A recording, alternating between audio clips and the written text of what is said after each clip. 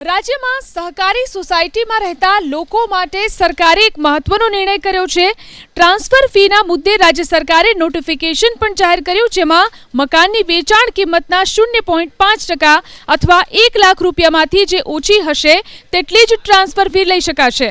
સહકારી સોસાયટીઓ ઉપરાંત cooperative service સોસાયટીઓને પણ આ નિયમ લાગુ પડશે।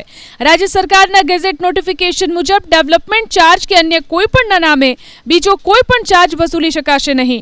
મિલકત વારસદારોને કોઈ અવેજ વગર થનારા મકાન ટ્રાન્સફર પર કોઈ જ પ્રકારની ટ્રાન્સફર ફી લઈ શકાશે નહીં। નિયમોમાં સોસાયટીઓને નવા સભ્યો પાસેથી વિકાસ ચાર્જ, દાન અથવા અન્ય કોઈ પણ ભંડોળમાં યોગદાનની માંગણી કરવા ઉપર પ્રતિબંધ લગાવવામાં આવ્યો છે। આગળ વાત કરીએ કોંગ્રેસ નેતા અમિત ચાવડા કે જેઓ આજે અમદાવાદના ઓઢવ વિસ્તારમાં પહોંચ્યા। રબારીવાસમાં અસરગ્રસ્તો સાથે અમિત ચાવડાએ મુલાકાત કરી। ડિમોલેશનને લઈ અમિત ચાવડાએ સરકાર પર પ્રહાર કર્યા। દાદાના બુલડોઝરના નામે ગરીબોના ઘરનું ડિમોલેશન કરવામાં આવ્યું। કોઈનું સાંભળ્યા વગર ઘર તોડી પાડવામાં આવ્યા। મોટા ઉદ્યોગપતિઓના દબાણ કેમ તોડાતા નથી તેવો પણ સવાલ અમિત ચાવડાએ કર્યો।